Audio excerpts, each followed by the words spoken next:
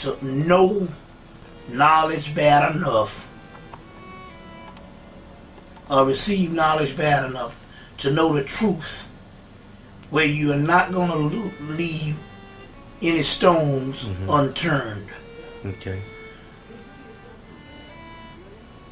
I didn't get into the conscious movement for self-grandizement. I didn't start lecturing because I wanted to be a lecturer. I started lecturing because people chose me to do it. Okay. I had, and my sincerity was my credentials.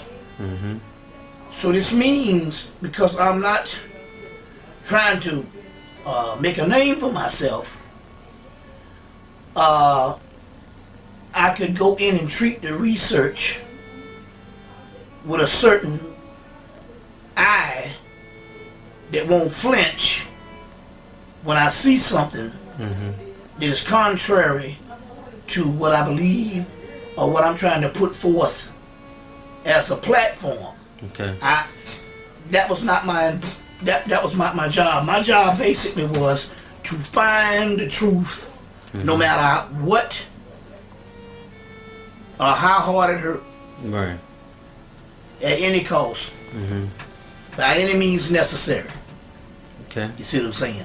I got that. So, in the research, it would lead to several things. And you go in and you ravel layers and layers and layers and layers.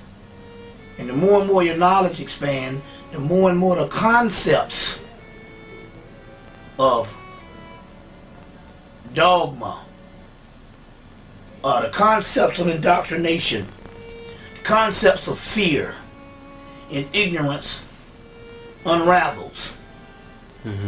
And then you understand that knowledge is science and spirituality is science. And you should approach knowledge, the attainment of knowledge, and the understanding of spirituality the same way you would approach scientific analysis. You understand what I'm saying? Exactly. Now, if you got someone in science and something made this person gravely ill, and the only way you're going to find out what made this person gravely ill, the last resort was there was a piece of feces, shit, laying there, and you checked all of the body, but you know that the last thing or the last place this could be would be in that shit. Then you as a scientist know that you got to dissect that shit, or that feces, or that excrement, to get to the bottom of what you're trying to find. You wouldn't hesitate in science to do that. Right. You see what I'm saying? You wouldn't say, oh, this is stink, this is nasty. You understand what I'm saying? This is scientific. It's not moralistic. It's not grotesque. You understand what I'm saying? It has nothing to do with being proper etiquette. You see what I'm saying? It has nothing to do with being popular. Right. You see, so science and knowledge and spirituality is the same way. It's all one and the same. And when you separate it, then you put yourself at a deficit. You marginalize yourself. You see, and you no longer can have the opportunity to complete the full course. You see what I'm saying? So you have to, you have to obliterate any possibility of something hindering you from getting to the truth. You see what I'm saying? So in the course of the studies, my goal, my ultimate goal, when I started out, now it's changed in the process of how I thought it might go down. But when I started out, my ultimate goal was to get to the bottom of freeing black people. Okay. Or either postulate the question,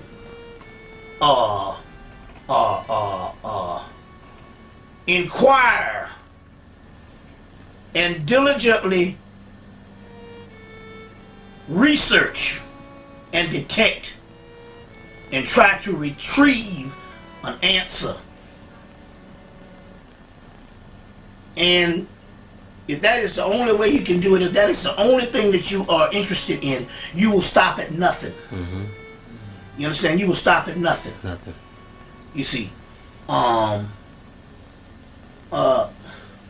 mother's gonna make sure her child eats no matter what. So it's a matter of survival. So it has nothing to do with choice. In the aspect, you have no choice. You have to continue if you're honest with yourself. So it's pure of heart. So in the course of that,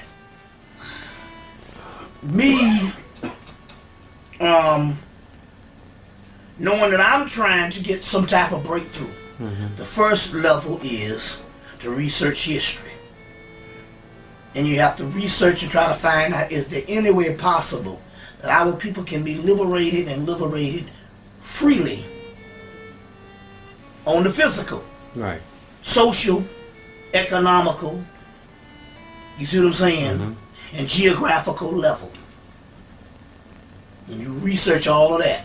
Okay. In 1990, me and a group of brothers from Clark Atlanta University, some of the brothers was in grad school, most of the brothers was finishing up, or was finishing up school, some was already out. I was already out.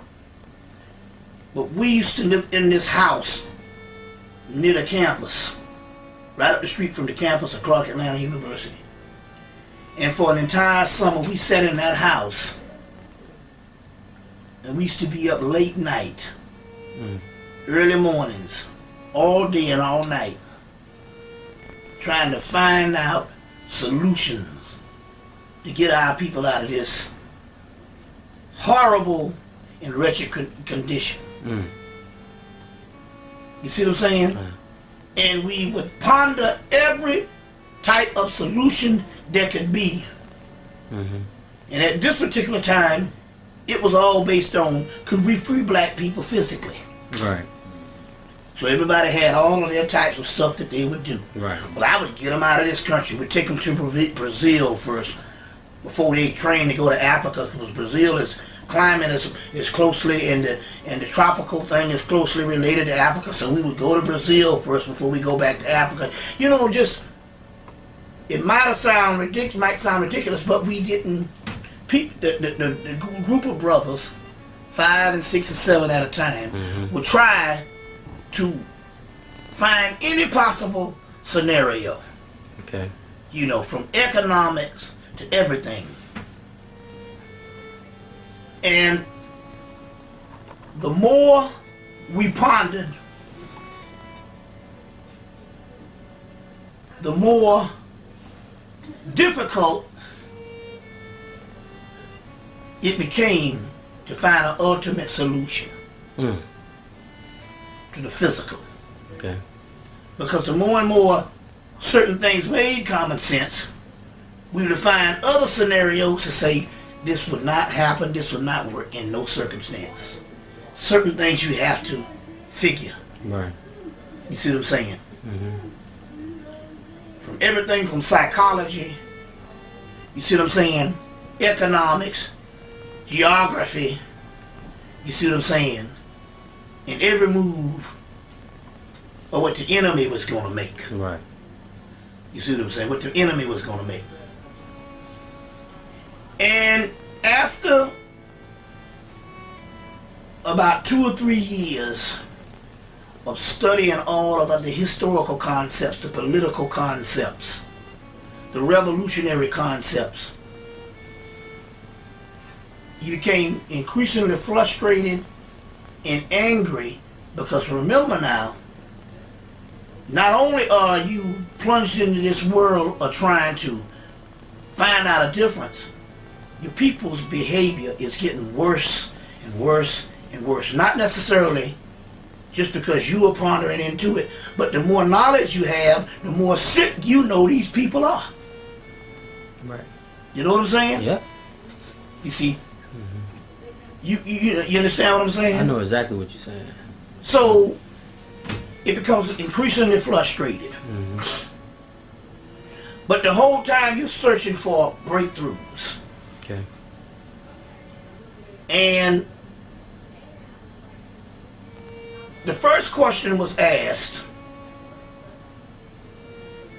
well, what we gonna do about black people?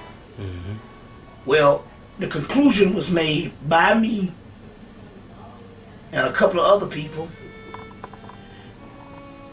that our answer was going to be a spiritual one more than it's going to be a physical one. We already knew that it was not going to be a religious one. Right. Because the Afrocentric and historical movement made sure that we come up out of that by unraveling that bullshit falsehood first. So we knew that the spiritual aspect was going to be rooted in that what we sought to replace religion with, and that was the ancient spiritual systems.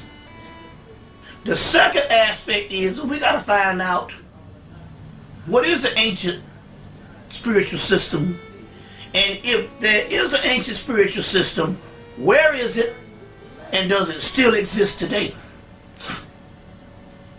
Right. You see what I'm saying? I got that. So in this particular case, that led me to the New Age movement, the metaphysical movement, you see, and the occult realm. When we find this occult realm, we find out, number one, that it not only is it the Egyptian mystery system, the one that we were looking for, or the ancient indigenous African, Atlantean, Lemurian mystery system, that it is completely masked in European propaganda history. Okay. Totally whitewashed. All elements of race and African culture and indigenous culture completely wiped out. This is why these disciplines, for about 150 years, since white folks had a resurgence in bringing this stuff together for themselves, had went about completely unmasked, completely masked to anybody of indigenous culture, because they had carefully came in, you see, and sifted out indigenous ancient culture that would eventually lead to the most ancient of cultures and the most ancient of people, black people. Then systematically weave in negative connotations of the Africans and the Africans' magic with terms such as black magic,